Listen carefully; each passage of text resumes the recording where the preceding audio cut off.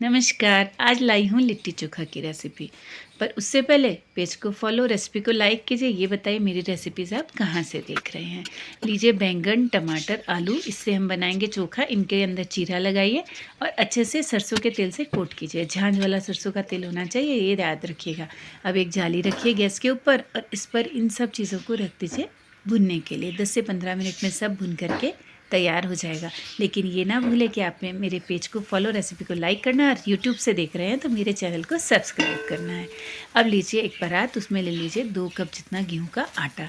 इसमें डाल दीजिए थोड़ा घी, 1 चम्मच जितना घी डाल दीजिए। साथ ही डाल दीजिए थोड़ा नमक और चुटकी भर डाल दीजिए मीठा सोडा।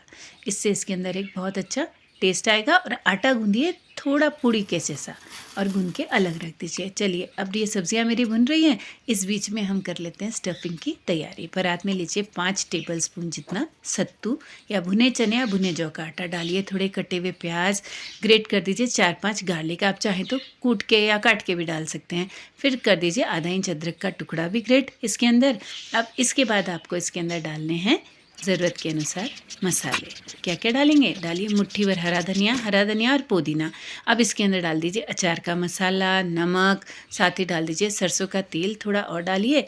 और थोड़ा डाल दीजिए नमक, और क्योंकि नमक मेरे कम था, और नींबू का रस, और थोड़ा मेरे को तेल कम लगा था तो मैंने अचार का तेल डाला था, उससे बहुत अच्छा फ्लेवर आ जाता है इसके अंदर।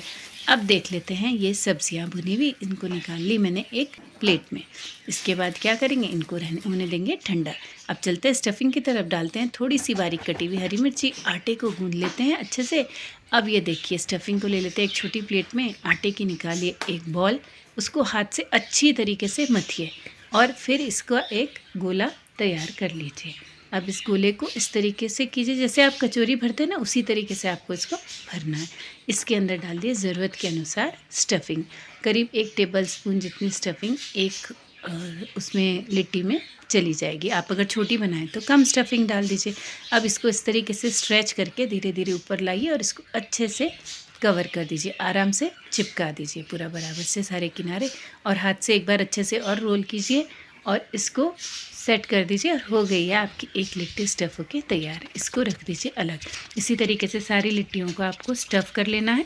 ये ज़रूर बताइएगा मेरी रेसिपी आपको कैसी लगी, मुझे बस इंतज़ार रहेगा।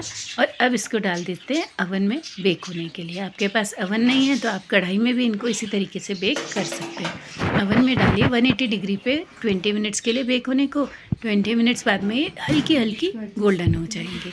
जब तक ये बेक होती हैं तब तक अब हम कर लेते हैं दूसरा काम। जो सब्जियां हमारी थी उनका छिलका उतारते हैं, क्योंकि अभी सब्जियां ठंडी हो चुकी हैं। आलू थोड़ा गर्म है क्योंकि बाद में लिया था, तो इसको पानी डाल के धो लीजिए, इसका छिलका भी आराम से निकल जाएगा। लेकिन उससे पहले बैंगन और टमाटर का छिलका अच्छे से निकाल दीजिए इस तरीके से।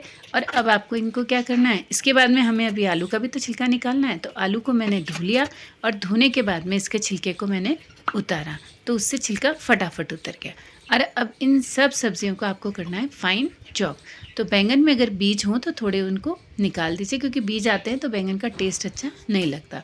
और पहले एक चक्कू लीजिए और इससे इनको अच्छे से चॉप कर दीजिए। जितना फाइन आप चॉप करेंगे कर लीजिए। उसको छिलका रह गया होता तो उसको अलग कर दीजिए। इस चॉप किए हुए बैंगन को आपको ले लेना है एक थाली में। आप टमाटर को भी इसी तरीके से चॉप कर लीजिए। आलू को आपको फोड़ के डालना है आपके हाथों से बिल्कुल बारीक। और फिर इसके अंदर डाल दीजिए प्याज कटी हुई, साथ ही डालिए हरी मिर्च। उसके साथ इसके अंदर आपको डालना है कटे हुए प्याज, लहसुन, अदरक। और अब डाल दीजिए अचार का तेल और मसाला। इसके ऊपर डालिए नमक मिर्च वगैरह स्वाद के अनुसार। डाल दीजिए थोड़ा नींबू का रस। फिर चॉपर से एक बार इसको चॉप कर लीजिए, अच्छे से मिक्स हो जाएगा। इसको निकाल लीजिए एक बाउल में और फिर वापस से डाल दीजिए ढेर सारा धनिया पुदीने का मिक्सचर। अब देख लेते हैं लिट्टी को। लिट्टी बेक हो गई है। अब इसी तरीके से वो जो जाली ली थी उसको वापस रखिए और इसको धीरे धीरे करके गैस पे सेकिए। थोड़ी ये जब गोल्डन हो जाए तब तक इसको पलट पलट के सेकिए। कच्ची नहीं है, लेकिन इसकी क्रस्ट को एक अच्छा सा फ्लेवर देना है। अब लीजिए एक बाउल में ढेर सारा घी और घी में डुबो दीजिए लिट्टी को।